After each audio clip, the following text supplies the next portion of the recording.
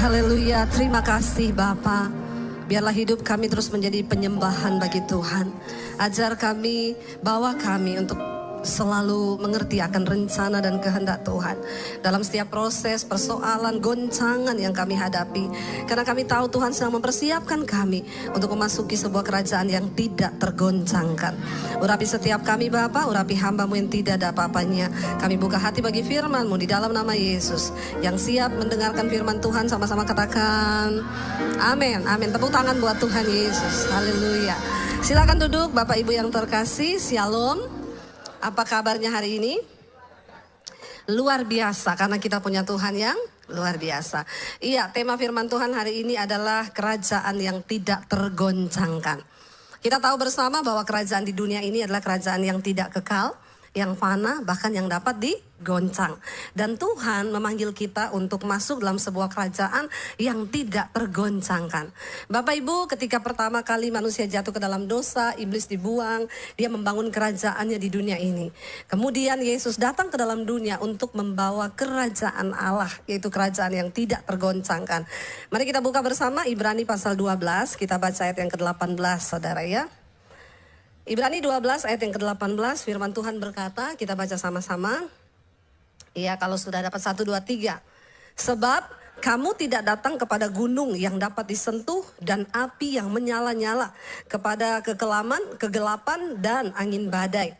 19, kepada bunyi sangkakala dan bunyi suara yang membuat orang yang mendengarnya ya memohon supaya jangan lagi berbicara kepada mereka. 20, sebab mereka tidak tahan mendengar perintah ini. Bahkan jika binatang pun yang menyentuh gunung, ia harus dilempari dengan batu. 21. Dan sangat mengerikan pemandangan itu sehingga Musa berkata, aku sangat ketakutan dan sangat gemetar. Saudara, kita baca sampai di situ dulu. Firman ini berkata, kita ini sekarang tidak lagi datang kepada gunung yang dapat disentuh, dan kita nggak datang kepada api yang menyala. Kita juga tidak datang ke dalam kekelaman, kegelapan, dan angin badai. Apa maksudnya ini? Bapak Ibu, ketika di perjanjian lama, dulu bangsa Israel mencari Allah, Tuhan itu tidak berwujud. Dia menyatakan dirinya dalam bentuk api, dalam bentuk badai, angin, ya dia tidak terlihat dan tidak bisa disentuh. Dan ketika itu bangsa Israel pun ya tidak berani untuk mendekat dengan Tuhan. Ketika Musa naik di atas gunung, Tuhan berkata kepada Musa, jangan ada seorang pun yang ikut dengan engkau, sebab dia pasti akan mati. Tidak ada seorang pun yang bisa mendekat kepada Tuhan. Ya, pada zaman perjanjian lama, hanya orang-orang yang dipilih Tuhan yang boleh mendekat dan berjumpa dengan Allah. Tuhan berkata, jangan sampai ada satu orang pun dari umat Israel yang ikut dengan engkau naik ke atas gunung ini, maka dia pasti akan mati. Karena betapa kudusnya Tuhan. Saudara, Tuhan tidak menampakkan diri dalam rupa. Kenapa? Karena Tuhan berkata, kalau aku menampakkan diri dalam bentuk rupa, nanti bangsa ini akan membuat patung yang serupa dengan aku, lalu mereka akan menyembah aku. Karena memang dari dulu manusia itu butuh figur yang bisa dia lihat. Jadi kalau Tuhan hanya dalam bentuk angin, api, bangsa Israel itu nggak suka gitu ya. Sampai akhirnya ketika Musa menghadap Tuhan di atas gunung, waktu Musa turun apa yang terjadi? Mereka sudah membuat patung untuk disembah. Dikumpulin anting-anting emas semuanya, orang-orang yang punya kalung kumpul, mereka lelekan itu dan jadilah patung, lalu mereka sembah. Tuhan murka pada waktu itu. Dan dikatakan di sini, sekarang kita tidak lagi datang kepada api, kepada angin, kepada badai, kepada gunung. Tetapi apa? Coba kita lihat ayat 21, ayat 22. Baca bersama 1, 2, 3. Tetapi kamu sudah datang ke Bukit Sion, kota Allah yang hidup, Yerusalem surgawi, dan kepada beribu-ribu malaikat, suatu kumpulan yang meriah. Dan kepada jemaat anak-anak sulung yang namanya terdaftar di surga. Dan kepada Allah yang menghakimi semua orang. Dan kepada roh-roh orang-orang benar yang telah menjadi sempurna. 24. Dan kepada Yesus, pengantara perjanjian baru. Dan kepada darah pemercikan yang berbicara lebih kuat daripada darah Habel. Sekarang ini kita datang kepada siapa? Yesus. Jadi Bapak Ibu, ketika Tuhan berusaha mendamaikan dirinya dengan manusia tapi tetap nggak bisa. Dan Tuhan itu tahu manusia itu butuh figur. Lalu dia turun ke dalam dunia, Allah yang adalah firman. Ya, dia menyatakan diri dalam rupa manusia, yaitu dalam Yesus Tuhan. Makanya dikatakan di sana kita datang kepada Yesus. Dia adalah apa? Pengantara perjanjian baru. Jadi kita tidak lagi seperti orang di perjanjian lama yang tidak mengenal siapa Tuhannya, yang tidak mengenal siapa Allahnya. Makanya Yesus adalah benar-benar juru selamat. Dia adalah Tuhan itu sendiri. Jadi jangan ada yang berkata dia bukan Tuhan. Dan nama Yesus itu adalah nama di atas segala nama. Saya beberapa waktu lalu ke Semarang ketemu dengan seorang jemaat Misbah Doa waktu saya lagi lihat sekolah. Lalu suami istri datang ke sekolah. Lalu mereka bilang, Bu, kami jemaat Misbah Doa, Bu, saya itu mau bersaksi. Gimana? Jadi suaminya bilang, saya ini guru dari sebuah kepercayaan. Saya suhu, Bu. Saya ini bisa panggil arwah, saya bisa panggil roh-roh. Ya, saya bahkan bisa ketemu dewa-dewa kepercayaan saya. Istri saya dulu Kristen, sejak menikah dengan saya dia ikut agama saya. Terus Bu, tiba-tiba istri saya ini mengalami dan diserang oleh roh, nggak tahu itu apa, tapi istrinya ini ketakutan. Tiap hari dia ketakutan. Sampai suaminya itu bingung, dia nggak mau makan, ke toilet aja minta ditemenin suaminya. Siang malam takut, bukan cuma malam, siang juga takut. Suaminya ini saudara udah bawa dia ke suhu, dia kan suhu, dia punya guru lagi di bawah.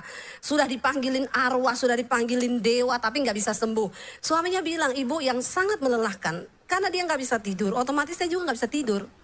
Ya kalau saya cuma suruh liatin dia nggak apa-apa Bu.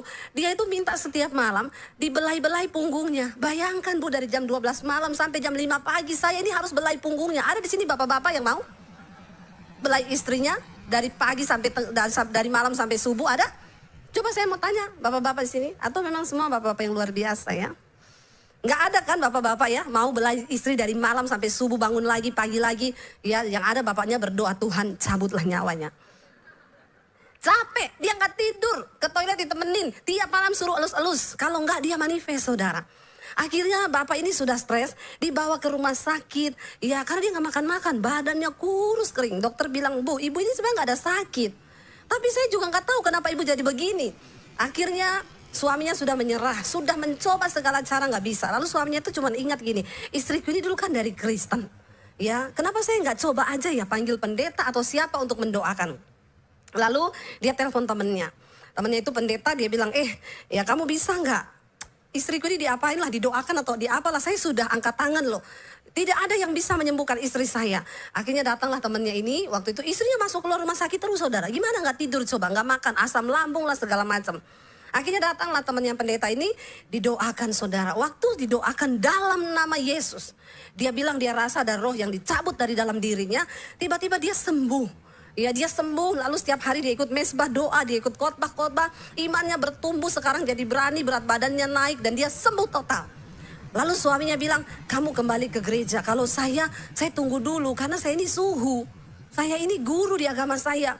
Ketemu saya tantang dia, Pak. Ya bukan soal guru atau apa, Bapak sudah mengalami secara pribadi bahwa di dalam nama Yesus itu ada kuasa.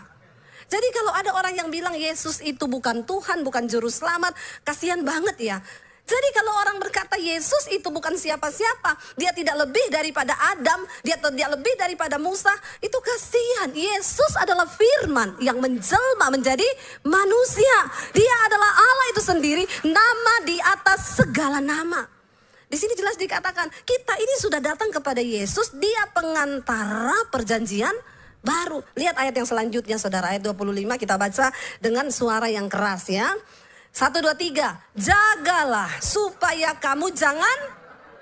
Kalau ayat ini menulis jaga supaya kamu jangan menolak dia, berarti penulis ini sudah tahu bahwa akan ada orang-orang yang, makanya diingetin, jagalah supaya kamu jangan menolak dia yang berfirman. Sebab jikalau mereka yang menolak dia yang menyampaikan firman Allah di bumi tidak luput, apalagi jika kita berpaling dari dia yang berbicara dari sorga. Kita lihat ayat 26, baca bersama, 1, 2, 3. Waktu itu suaranya menggoncangkan bumi. Tetapi sekarang ia memberikan janji apa? Satu kali lagi aku akan menggoncangkan bukan hanya bumi saja, melainkan langit juga. Saudara, yang ada banyak yang berkata begini, kalau kiamat nanti yang hancur itu cuma bumi. Tapi Mars, planet itu tidak, planet yang lain tidak hancur. Bulan itu nggak hancur. Makanya beberapa ahli mencoba mencari tahu apakah di planet luar itu ada kehidupan. Mereka coba tanam tomat, bisa berbuah. Ya terakhir penemuan terakhir di Mars itu ada nitrogen dan ada sedikit oksigen. Jadi kemungkinan ada orang-orang yang akan bisa hidup di Mars. Mereka bilang apa? Supaya kalau bumi ini hancur meledak, mereka masih bisa tinggal di Mars. Siapa yang mau berangkat ke sana? Mumpung belum di booking sama Podomoro. Saudara, coupling memang di sana ya, rumah banyak-banyak. Manusia itu mau melampaui Tuhan. Alkitab berkata, di sini dikatakan, Ia memberikan janji satu kali lagi. Aku akan menggoncang bukan hanya bumi saja, tapi kalau langit juga digoncang, berarti semua yang ada di tata surya di langit itu hancur gak? Hancur ya, semua planet akan hancur. Bahkan di ayat yang lain Alkitab berkata, bumi ini akan hangus dalam nyala api yang demikian hebat. Dan unsur-unsur dunia semua akan terbakar. Kalau engkau tahu betapa semua akan hancur secara demikian, betapa suci dan salehnya kita harus hidup. Dikatakan akan digoncang. Ayat yang ke-27 baca 1, 2, 3. Ungkapan satu kali lagi merujuk kepada perubahan pada apa yang dapat digoncangkan. Karena ia dijadikan supaya tinggal tetap apa yang tidak tergoncangkan. 28. Jadi karena kita menerima kerajaan yang tidak tergoncangkan, marilah kita mengucap syukur dan beribadah kepada Allah menurut cara yang berkenan kepadanya dengan hormat dan takut. Saudara, perhatikan. Dikatakan di sana ayat yang ke-27 tadi. Ungkapan satu kali lagi, pakai tanda kutip di depan dan di belakang. Ungkapan satu kali lagi merujuk kepada perubahan pada apa yang dapat digoncangkan. Karena satu kali lagi tadi itu dijadikan supaya tinggal tetap apa yang tidak tergoncangkan. Jadi saudara, kalau saya mencoba memahami kata-kata ini, ya, ketika engkau itu masih tergoncang imanmu dalam hal uang misalnya, ya, maka akan ada satu kali lagi Tuhan akan menggoncang keuanganmu sampai engkau itu lulus dan imanmu itu tidak lagi tergoncang dalam soal keuangan. Bilang amin. Jadi satu kali lagi di sini bukan berarti hanya satu kali. Ini bisa jadi ribuan kali kalau kita ini tidak bertobat dan kita nggak peka terhadap maksud Tuhan. Kenapa? Karena satu kali ini tadi dia dijadikan supaya tinggal tetap apa yang tidak tergoncang. Kalau kita ini masih tergoncang dalam hal karakter, contoh ya kalau semua baik, orang tua saya baik, keluarga saya baik, ya suami saya sama saya baik, maka saya akan damai sejahtera, sukacita. Tapi kalau suami saya tidak baik, keluarga saya tidak baik, saya juga tidak damai. Itu artinya karaktermu itu masih bisa tergoncang. Ingat, kita menerima kerajaan yang tidak tergoncang artinya apa? Hanya orang-orang yang tidak tergoncang imannya, yang tidak tergoncang karakternya, mereka juga yang bisa masuk dalam sebuah kerajaan yang tidak tergoncang. Jadi kenapa Tuhan bilang akan ada ungkapan satu kali lagi Tuhan akan menggoncang? Ya makanya ada orang, bu, saya ini berkali-kali digoncang terus masalah bisnis, berarti engkau belum tidak tergoncang. Saya kasih contoh, ada orang yang datang, bu, suami saya itu loh, dulu waktu kami miskin, bu, imannya teguh sama Tuhan, doa tiap hari melayani Tuhan. Tapi bu, ketika kami sekarang diberkati, suami saya itu tidak pernah doa, sekarang tidak melayani Tuhan, bahkan sekarang selingkuh. Saya bilang kalau gitu doa lagi biar miskin lagi, amin. Benar nggak Bapak Ibu? Untuk apa engkau kaya kalau engkau jauh dari Tuhan? Berarti suaminya ini masih tergoncang. Kalau nggak ada duit, imannya kuat. Tapi begitu ada duit, tergoncang imannya. Ada loh orang-orang itu memang yang belum siap diberkati. Amin. Saya berdoa saudara semua lulus loh dalam goncangan demi goncangan. Saya nggak tahu apa yang sedang Tuhan goncang hari-hari ini di hidupmu. Ya, Kalau engkau masih tersinggung dengan orang, itu berarti karaktermu itu masih bisa digoncang. Nah, Tuhan itu mencari orang-orang yang akan tinggal dalam kerajaan yang tidak tergoncang. Ini orang-orang juga yang tidak tergoncang. Waktu engkau difitnah, engkau tetap sukacita.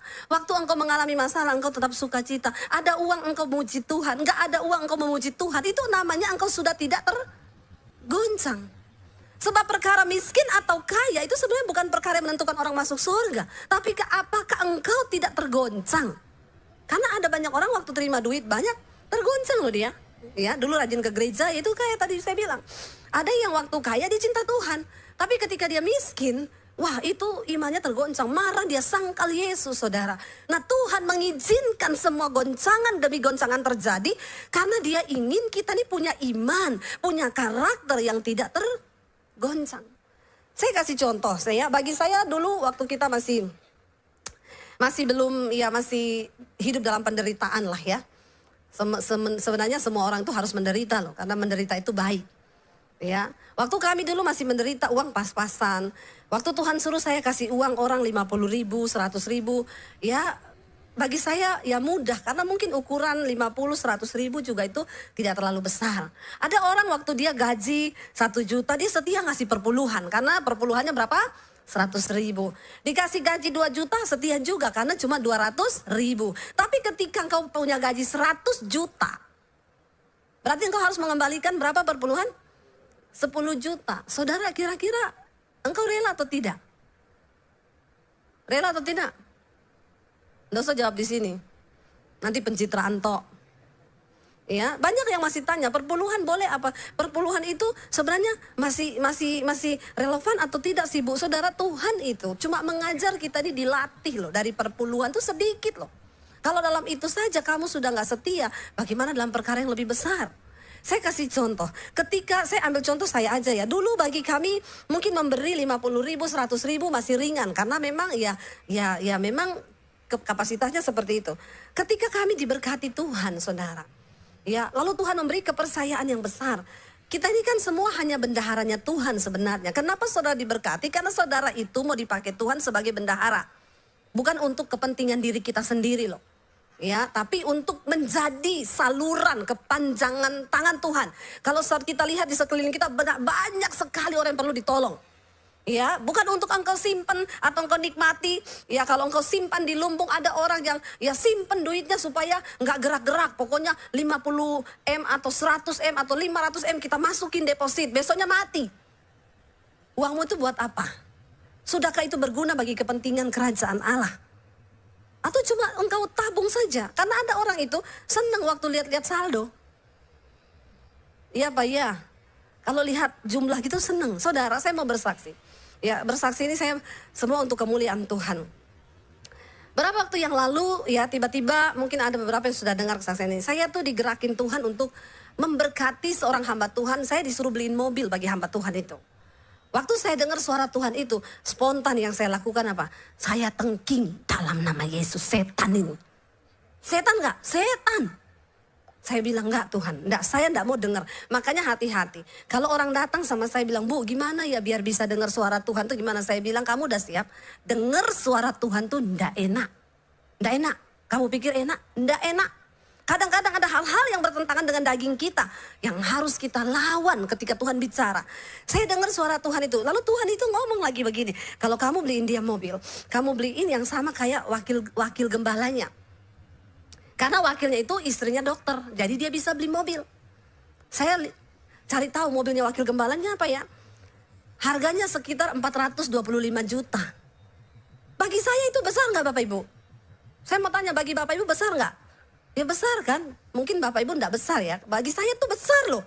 Jadi saya tengking, lama saya nggak mau gubris itu suara, dalam nama Yesus. Saya tolak, besok lagi bicara, dalam nama Yesus. Enggak, saya nggak mau dengar.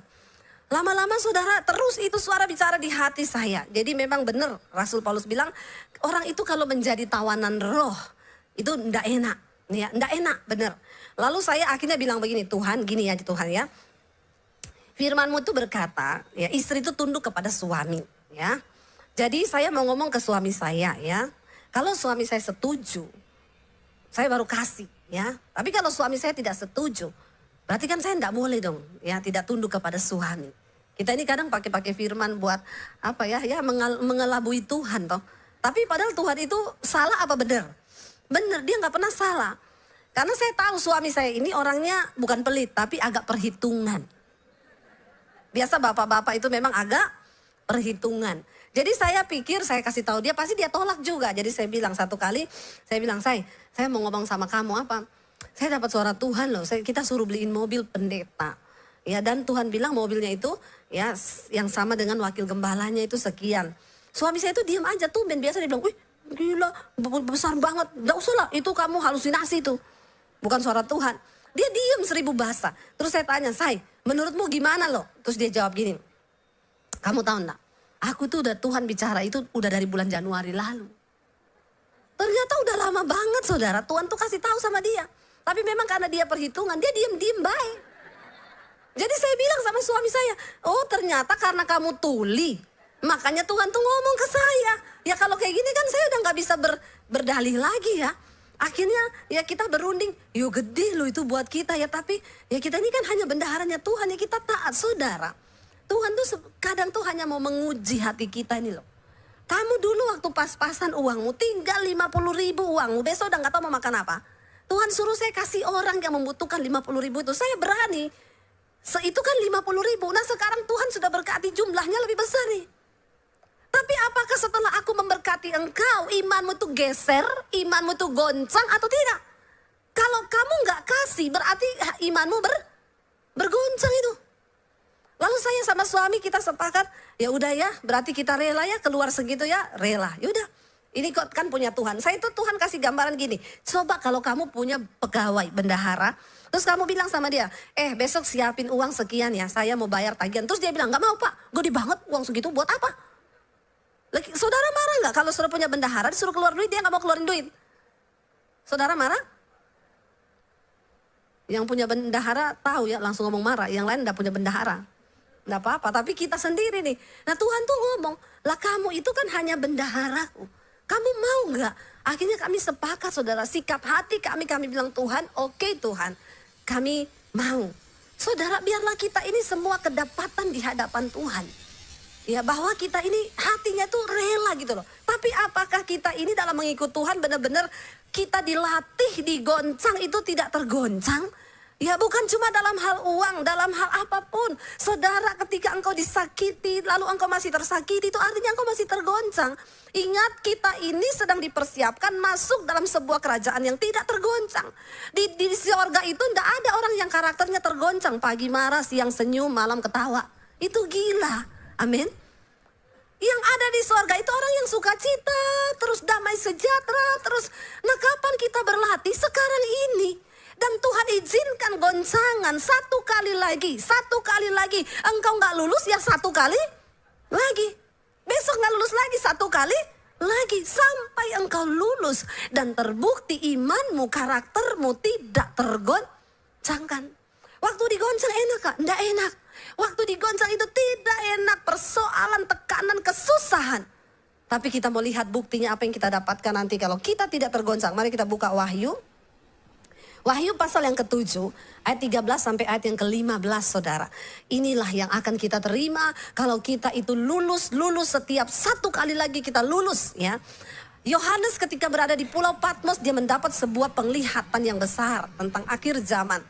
Wahyu 7 ayat 13 firman Tuhan berkata di sana, kita baca sama-sama 1, 2, 3. Dan seorang dari antara tua-tua itu berkata kepadaku, siapakah mereka yang memakai jubah putih itu dan dari manakah mereka datang? Jadi Yohanes melihat sekumpulan besar orang pakai jubah putih semua. Dia tanya sama tua-tua yang berdiri di sana, siapa mereka itu? Baca ayat yang ke-14 berkata di sana, ya firman Tuhan bilang apa? Maka ya Tuhan mengetahuinya. Lalu ia berkata kepadaku, mereka ini adalah orang-orang yang keluar dari kesusahan yang besar. Dan mereka telah mencuci jubah mereka dan membuatnya putih di dalam darah anak domba. Karena itu, apa dikatakan? Mereka berdiri di hadapan tahta Allah dan melayani dia siang malam di bait sucinya. Dan ia yang duduk di atas tahta itu akan membentangkan kemahnya di atas mereka. Saudara, waktu kita ikut Tuhan, goncangan demi goncangan, itu artinya kesusahan demi kesusahan akan kita alami. Sebab kita ini sedang dipersiapkan untuk masuk dalam sebuah kerajaan yang tidak tergoncang. Dan janji firman Tuhan itu apa? Kelak ketika engkau lulus dari goncangan itu, kita semua akan berdiri di hadapan tahta anak domba Allah, memakai jubah putih. Siapa orang-orang itu? Mereka adalah orang-orang yang keluar dari kesusahan demi kesusahan, goncangan demi goncangan. Tapi mereka tetap bisa menjaga jubah mereka putih di dalam darah anak domba Allah. Amin Bapak Ibu. Karena itu coba kita kembali tadi Ibrani pasal 12, ya, ayat yang ke-28.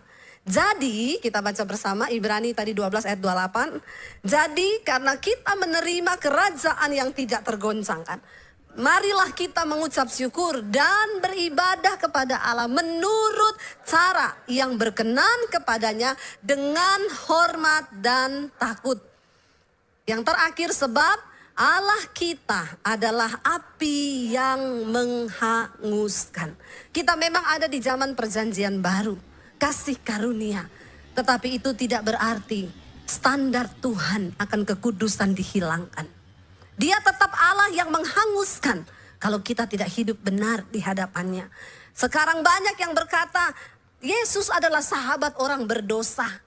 Makanya yang homo tetap homo, yang lesbi tetap lesbi, pelakor tetap jadi pelakor, penipu tetap jadi penipu. Kenapa? Karena mereka bilang Yesus adalah sahabat orang berdosa. Saya bilang jangan lupa ditambah, sahabat orang berdosa yang mau bertobat.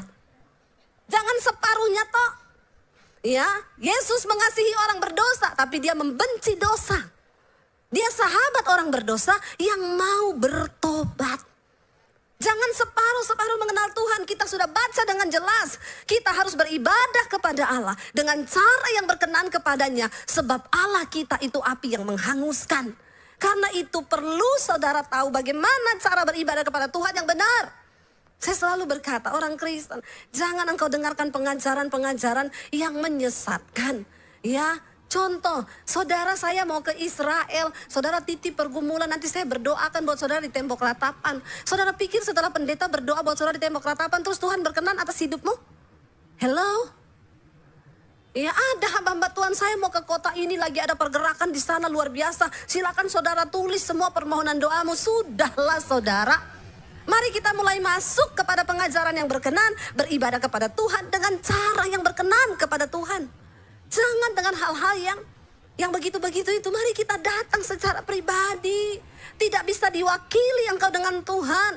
Sebab kekristenan adalah sebuah hubungan. Kita dengan Tuhan itu dalam hubungan yang benar. Amin. Mari kita beribadah kepada Tuhan dengan cara yang berkenan. Dengan hormat dan takut akan Tuhan. Sebab Allah kita adalah api yang menghanguskan. Saya berdoa kita semua yang datang hari ini, kita semua akan berdiri seperti yang tadi kitab Wahyu bilang. Kita akan berdiri di hadapan domba Allah. Dan kita semua akan pakai jubah putih. Karena itu hari ini mungkin engkau sedang ada dalam kesusahan yang besar. Enggak apa-apa, itu syarat untuk kita bisa berdiri pakai jubah putih. Mungkin hari ini engkau sedang ada dalam goncangan yang besar. Bilang, Tuhan aku tahu goncangan itu akan menghasilkan dalam diriku sesuatu yang tidak tergoncangkan. Uji kami Tuhan sampai kami punya iman yang tidak tergoncangkan. Mari Bapak Ibu, hari-hari ini ya saya percaya akan banyak goncangan demi goncangan ke depan. Tapi biarlah kita mau lulus dan berkata, Tuhan kami mau berapapun harga yang harus kami bayar, kami mau tetap setia. Saya undang para imam musik maju ke depan. Kita tetap mau berkata kepada Tuhan, Tuhan kalau aku hidup, aku mau hidup bagimu. Hati kami akan tetap menyembah Tuhan. Sebab satu hal yang kami mau bilang Tuhan, dunia tidak akan pernah bisa menjauhkan kami dari kasih Tuhan. Kita mau naikkan pujian ini, kalau ku hidup bagimu Tuhan. Mari kita bangkit berdiri bersama Bapak Ibu. Datang pada Tuhan. Dia lihat imanmu hari ini. Katakan bersama di hadapan Tuhan. Tutup matamu dalam hadirat Tuhan. Hari ini mungkin sedang ada goncangan di dalam hidup. Ada kesusahan yang besar yang kau alami. Saudara, kita sedang dipersiapkan untuk masuk dalam sebuah kerajaan yang tidak tergoncangkan. Biar hari ini bilang pada Tuhan, Tuhan beri kami kekuatan. Kami mau bergantung sepenuhnya hanya dalam kekuatan tangan Tuhan. Kami manusia Tuhan, seringkali kami lemah, kami gagal, tapi kami mau berjuang sampai pada garis akhir. Engkau dapati kami tidak tergoncang Tuhan. Kami butuh anugerah-Mu hari ini. Kami butuh kekuatan yang dari Tuhan saja. Lihat setiap hati kami, lihat iman kami Tuhan. Bawa kami dalam perkenanan-Mu ya Bapa. Beri kekuatan Tuhan, beri kekuatan untuk kami terus berjuang bersama Tuhan. Dunia tak akan bisa goncangkan iman kami selama kami dekat dengan Engkau Bapa. Terimalah berkat dari Allah Bapa.